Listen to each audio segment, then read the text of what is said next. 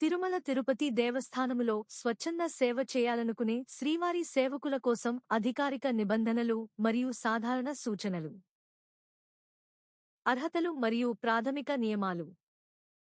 సేవకులు తప్పనిసరిగా హిందూ మతానికి చెందినవారే ఉండాలి. అన్యమత ప్రచారం తిరుమలలో పూర్తిగా నిషేధించబడింది. సేవకుల వయస్సు 18 సంవత్సరాల నుండి 60 సంవత్సరాల లోపు ఉండాలి. ప్రత్యేక పర్వదినాల కోటాలలో కొన్నిసార్లు 18 నుంచి 50 వరకు ఏళ్లవారికే అనుమతి ఉంటుంది. ప్రతిరోజూ ఎక్కువ గంటలు నిలబడి సేవ చేయాల్సి ఉంటుంది కాబట్టి శారీరకంగా, మానసికంగా ఆరోగ్యంగా ఉండాలి. సేవకులతో పాటు చిన్న పిల్లలను, వృద్ధులను లేదా అనారోగ్యంతో ఉన్నవారిని తీసుకురాకూడదు. ఒకవేళ తీసుకువస్తే వారికి సేవ చేయడానికి అనుమతి ఉండదు. సేవకులపై ఎలాంటి క్రిమినల్ కేసులు లేదా నేర చరిత్ర ఉండకూడదు. రిపోర్టింగ్ మరియు గుర్తింపు కార్డులు.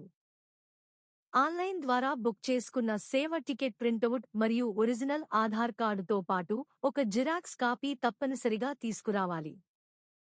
తిరుమల చేరుకున్న తర్వాత బస్సు స్టాండ్ వెనుక భాగంలో ఉన్న శ్రీవారి సేవా సదన్లో నిర్ణీత సమయానికి రిపోర్ట్ చేయాలి. సాధారణ రోజుల్లో శ్రీవారి సేవ 7 రోజులు ఉంటుంది. బ్రహ్మోత్సవాలు, వైకుంఠ ఏకాదశి, రథసప్తమి వంటి పర్వదినాల్లో 10 రోజులు ఉంటుంది. డ్రెస్ కోడ్ మరియు క్రమశిక్షణ. సేవలో ఉన్నప్పుడు పురుషులు మరియు మహిళలు నిర్దేశిత యూనిఫాం మాత్రమే ధరించాలి. పురుషులు తెల్లటి షర్ట్ మరియు తెల్లటి ప్యాంట్, లేదా వైట్ ధోతి లుంగీ, లేదా వైట్ కుర్తా పైజామా. మహిళలు మెరూన్ బోర్డర్ గల ఆరెంజ్ కలర్ చీర, మరియు మెరూన్ బ్లౌజ్, లేదా orange colour top, maroon bottom మరియు మెరూన్ దుపట్టా.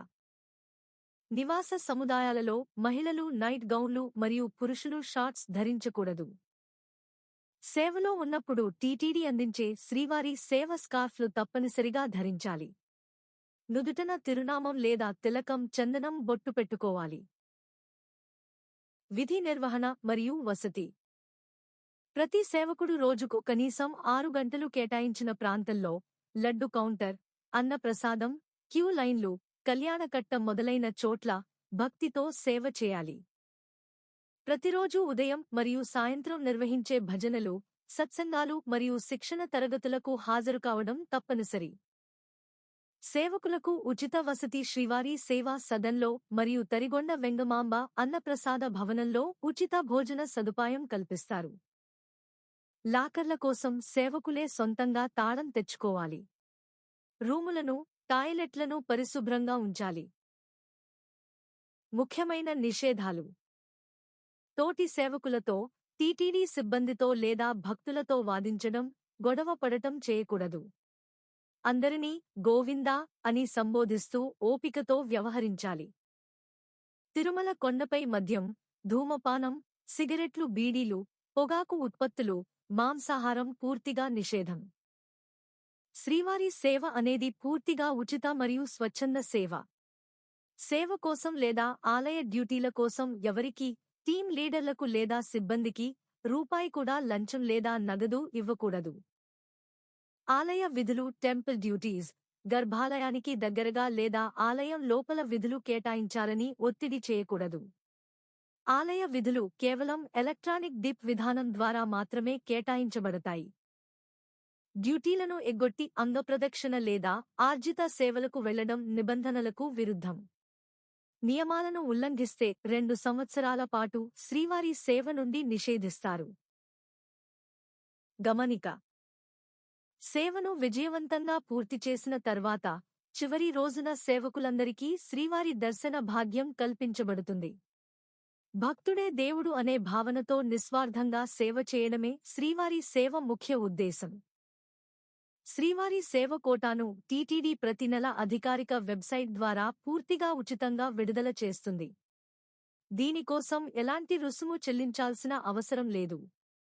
సేవకులకు ప్రత్యేకంగా కేటాయించిన శ్రీవారి సేవా సదన్ భవనంలో 7 రోజుల పాటు ఉచిత వసతి కల్పిస్తారు. సేవలో ఉన్నన్ని రోజులు వారికి ఉచితంగానే అన్నప్రసాద భవనంలో భోజన సదుపాయం ఉంటుంది.